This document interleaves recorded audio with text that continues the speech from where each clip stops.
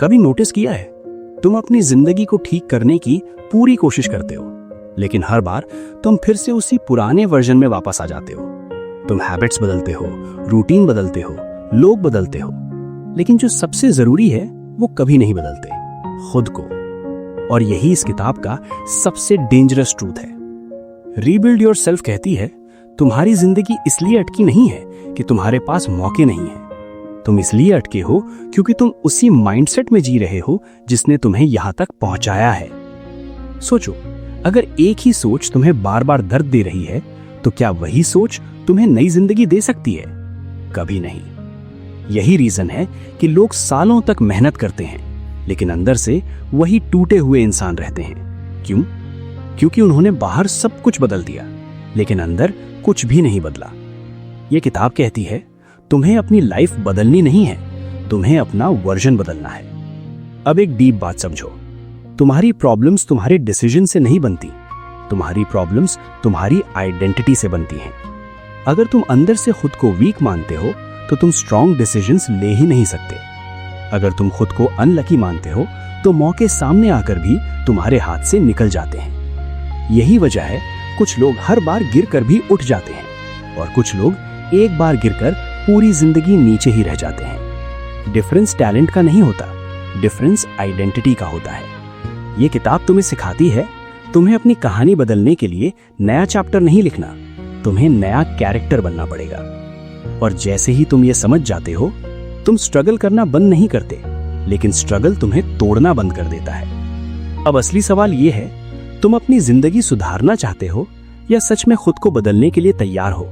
क्योंकि दोनों अलग चीजें हैं, और यही फर्क है एक एवरेज लाइफ और एक पावरफुल लाइफ के बीच।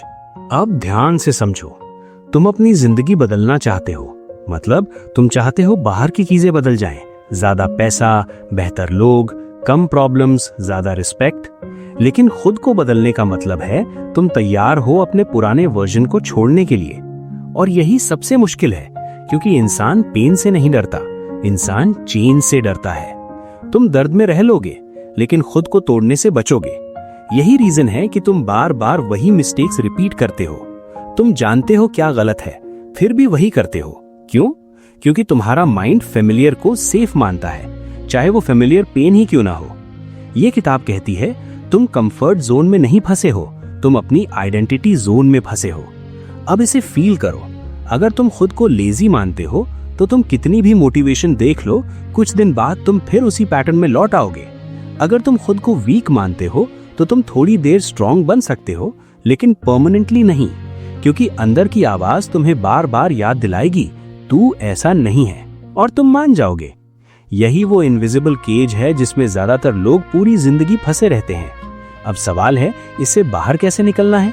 ये किताब एक पावरफुल तरीका देती है। पहचानो, फिर तोड़ो, फिर बनाओ। पहचानो, तुम अभी कौन हो, कैसे सोचते हो, कैसे रिएक्ट करते हो, किस बात से डरते हो।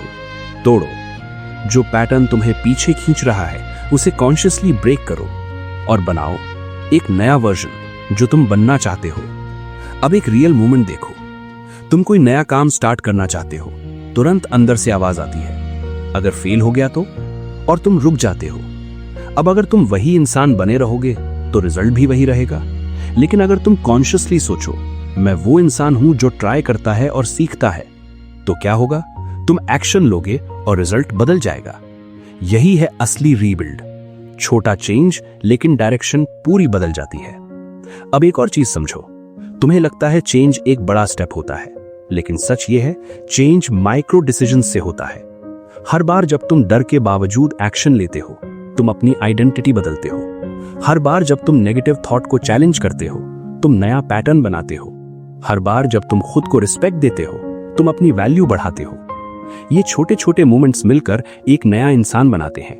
अब इमेजिन करो, अगर तुम रोज 5-10 ऐसे कॉन्शियस डिसीजंस लेने लगो, तो 30 दिन बाद क्या तुम वही इंसान रहोगे? नहीं, तुम अंदर से बदल चुके होगे। और जैसे ही तुम अंदर से बदलते हो, बाहर की दुनिया तुम्हें अलग ट्रीट करने लगती है। लोग वही होते हैं, लेकिन उनका बिहेवियर बदल जाता है। अपॉर्चुनिटीज वही होती हैं, लेकिन तुम्हें दिखने लगती हैं। क्यों? क्योंकि तुम बदल गए हो। ये किताब कहती है, लाइफ तुम्हें वही दिखाती है जिसके लिए तुम इंटरनली रेडी हो। अब एक डीप ट्रूथ सुनो, तुम रेडी नहीं हो इसलिए तुम्हें नहीं मिल रहा, और तुम्हें नहीं मिल रहा इसलिए तुम रेडी नहीं हो। ये एक साइकिल है और इसे तोड़ने का सिर्फ एक तरीका है, पहले खुद को बदलो, फिर दुनिया अपने आप बदल जाएगी। और जैसे ही तुम ये स्टेप लेते हो, तुम्हें एक बहुत बड़ा रियलाइजेशन होता है, प्रॉब्लम बाहर नहीं थी, तुम्हारा वर्जन आउटडेटेड था। और सच यही है, तुम आज भी कल वाले इंसान की तरह जी रहे हो, पुराने डर, पुरानी सोच, पुरानी लिमिट्स, और फिर उम्मीद करते हो कि फ्यूचर नया होगा। कैसे? अगर सॉफ्टवेयर अपडेट नहीं होगा तो सिस्टम फास्ट कैसे चलेगा? यही इस किताब का अगला लेवल है। तुम्हें सिर्फ चेंज नहीं करना, तुम्हें अपग्रेड होना है। अब ध्यान से समझो, अपग्रेड का मतलब क्या है? मतलब तुम वही इंसान नहीं रह सकते जो अभी हो, तुम्हें कुछ छोड़ना पड़ेगा, पुराने एक्सक्यूजेस, पुरानी हैबिट्स, पुरानी आइडेंटिटी। और यहीं पर ज्यादातर लोग रुक जाते हैं, क्योंकि उन्हें चेंज चाहिए लेकिन लॉस नहीं। उन्हें नई लाइफ चाहिए लेकिन पुराना कंफर्ट भी चाहिए। ये पॉसिबल नहीं है। ये किताब साफ कहती है, हर नया लेवल तुम्हारे पुराने वर्जन की मौत मांगता है, और ये मौत बाहर नहीं, अंदर होती है। अब एक मोमेंट इमेजिन करो, तुम्हें मौका मिलता है कुछ बड़ा करने का, लेकिन अंदर से आवाज आती है, यार मैं रेडी नहीं हूं, और तुम पीछे हट जाते हो। अब सोचो, तुम रेडी कब बनोगे? जब सब परफेक्ट होगा? जब डर खत्म हो जाएगा? जब कॉन्फिडेंस अपने आप आ जाएगा? नहीं, ये कभी नहीं होगा, क्योंकि कॉन्फिडेंस एक्शन से आता है, और एक्शन तब आता है जब तुम फियर के बावजूद आगे बढ़ते हो। ये किताब कहती है, तुम रेडी होकर एक्शन नहीं लेते, तुम एक्शन लेकर रेडी बनते हो। यही माइंडसेट शिफ्ट सब कुछ बदल देता है।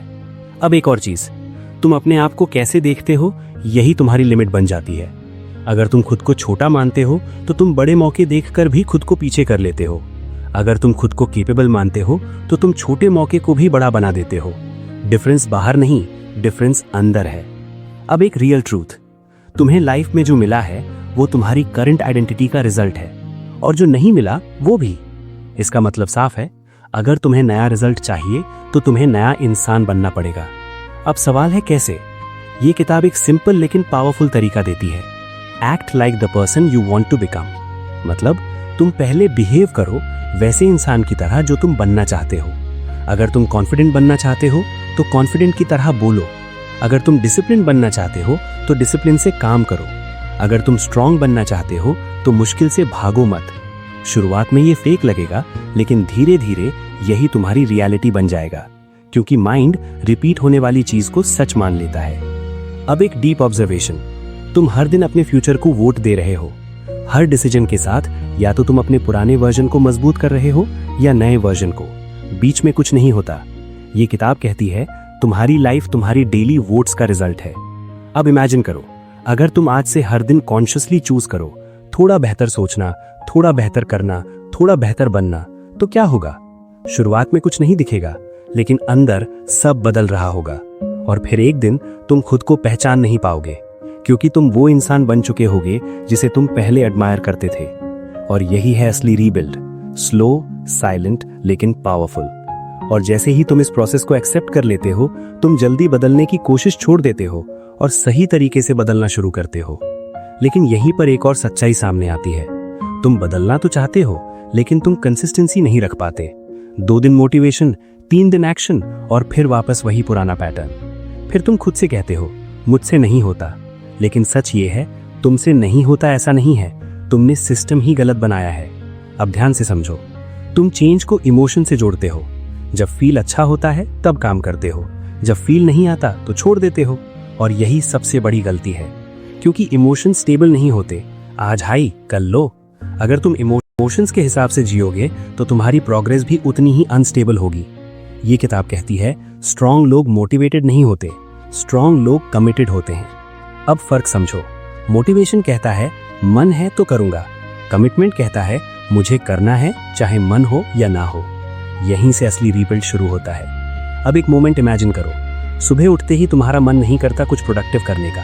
अब तुम्हारे पास 2 चॉइस है, या तो तुम अपने मूड के हिसाब से जियो या तुम अपने गोल के हिसाब से जियो। जो लोग मूड के हिसाब से जीते हैं वो वहीं के वहीं रह जाते हैं। जो लोग गोल के हिसाब से जीते हैं वो धीरे धीरे आगे निकल जाते हैं। डिफरेंस डेली डिसीजंस का है। अब एक और चीज, तुम अपने आप को ओवर एस्टिमेट करते हो और प्रोसेस को अंडर एस्टिमेट। तुम सोचते हो मैं जल्दी बदल जाऊंगा, लेकिन जब एक हफ्ते में रिजल्ट नहीं आता तो तुम छोड़ देते हो।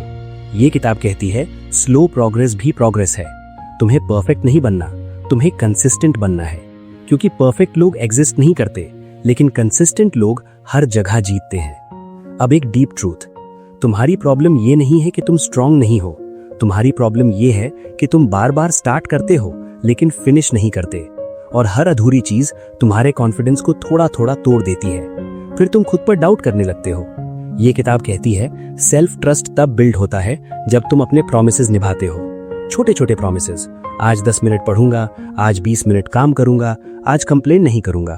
और जब तुम ये छोटे वादे निभाते हो, तुम्हारा माइंड तुम पर भरोसा करना शुरू करता है, और जैसे ही सेल्फ ट्रस्ट बनता है, तुम्हारी आइडेंटिटी बदलने लगती है। अब तुम वो इंसान बन जाते हो जो कहता है वो करता है, और यही असली पावर है। अब एक और चीज, तुम्हें लगता है डिसिप्लिन हार्ड होता है, लेकिन सच ये है डिसिप्लिन हार्ड नहीं है, अनडिसिप्लिन लाइफ हार्ड है।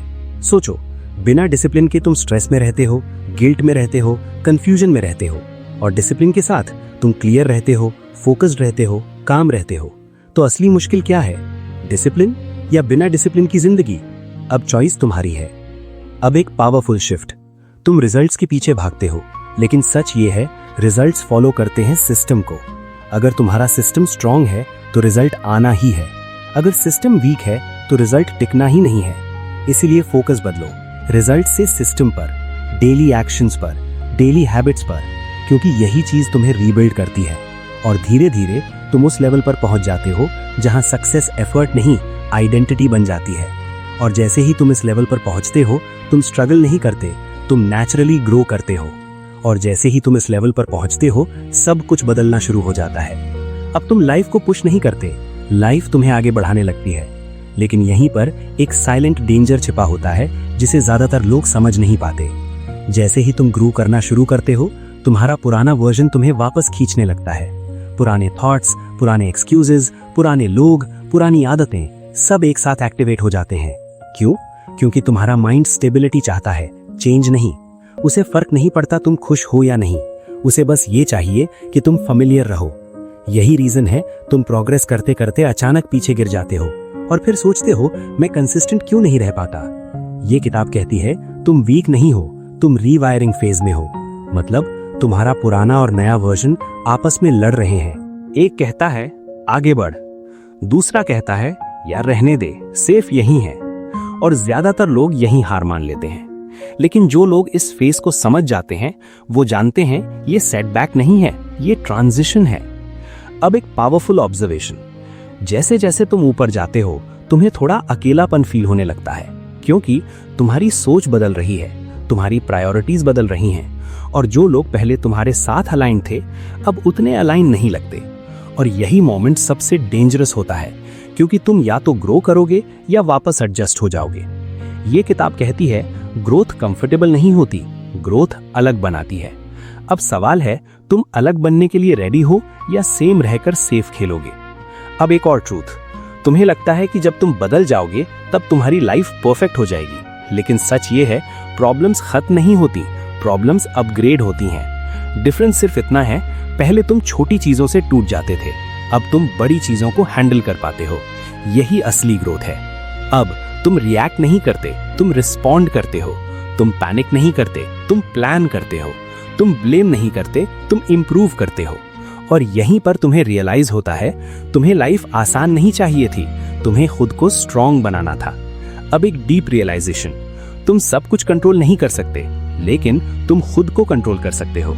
तुम लोगों को नहीं बदल सकते, सिचुएशंस को हमेशा फिक्स नहीं कर सकते, लेकिन तुम अपने रिएक्शन को चूज कर सकते हो। और जैसे ही तुम ये पावर पकड़ लेते हो, तुम्हारी लाइफ स्टेबलाइज होने लगती है। अब कियोस बाहर होता है, लेकिन अंदर क्लैरिटी होती है। अब फियर आता है, लेकिन तुम्हें रोक नहीं पाता। अब फेलियर आता है, लेकिन तुम्हें डिफाइन नहीं करता। और यही फर्क है एक नॉर्मल लाइफ और एक अपग्रेडेड लाइफ के बीच। अब आखिरी शिफ्ट, तुम लाइफ को चेज करना छोड़ देते हो और खुद को बिल्ड करना शुरू कर देते हो। और जैसे ही तुम खुद को बिल्ड करते हो, लाइफ खुद तुम्हारी तरफ आने लगती है। अपॉर्चुनिटीज, लोग, रिस्पेक्ट, सब धीरे धीरे अलाइन होने लगता है। क्यों? क्योंकि अब तुम रेडी हो। और जब इंसान रेडी होता है तो लाइफ उसे रोकती नहीं, पुश करती है। और यहीं से तुम्हारी रियल जर्नी शुरू होती है। लेकिन अब एक आखिरी बात, सबसे इंपॉर्टेंट। तुमने ये सब सुना, समझा, फील भी किया, लेकिन सच ये है, सिर्फ समझ लेने से जिंदगी नहीं बदलती। तुमने पहले भी बहुत कुछ समझा होगा, बहुत वीडियोस देखे होंगे, बहुत मोटिवेशन लिया होगा, लेकिन अगर तुम ऑनेस्टली सोचो, क्या सच में कुछ बदला या फिर सब ऑलमोस्ट सेम ही है? यही डिफरेंस है नोइंग और डूइंग में। और ये किताब बार बार एक ही बात कहती है, नॉलेज पावर नहीं है, अप्लाइड नॉलेज पावर है। जब तक तुम इसे डेली लाइफ में यूज नहीं करोगे, ये सब सिर्फ वर्ड्स हैं। अब इमेजिन करो, अगर तुम आज से सिर्फ 30 दिन इस पूरी फिलॉसफी को सीरियसली ले लो, हर दिन खुद को ऑब्जर्व करो, हर दिन अपने थॉट्स को फिल्टर करो, हर दिन अपने एक्शंस को अपग्रेड करो, तो क्या होगा? तुम्हारी लाइफ बदलनी शुरू हो जाएगी, धीरे, साइलेंट, लेकिन परमानेंटली। क्योंकि तुम बाहर नहीं, अंदर काम कर रहे हो, और जब अंदर चेंज होता है तो बाहर का रिजल्ट रुक नहीं सकता। अब चॉइस तुम्हारे हाथ में है। तुम ये सुनकर वापस वही पुरानी लाइफ में चले जाओगे या आज से खुद को रीबिल्ड करना शुरू करोगे? क्योंकि मौका अभी है, पावर अभी है, डिसीजन अभी है। और अगर तुमने अभी डिसाइड नहीं किया तो शायद तुम कभी नहीं करोगे। अब अगर इस पूरी जर्नी में एक भी लाइन तुम्हें अंदर तक लगी है तो इसे यहीं खत्म मत होने देना। इस वीडियो को लाइक करो। ये सिर्फ एक क्लिक नहीं है, ये एक सिग्नल है कि तुम ग्रोथ चूज कर रहे हो। चैनल को सब्सक्राइब करो, क्योंकि यहाँ सिर्फ मोटिवेशन नहीं, रियल ट्रांसफॉर्मेशन की बात होती है। और कमेंट में लिखो, आज से तुम अपने अंदर कौन सी एक चीज बदलने वाले हो, क्योंकि जब तुम ओपनली कमिट करते हो तो तुम्हारा माइंड उसे सीरियसली लेने लगता है।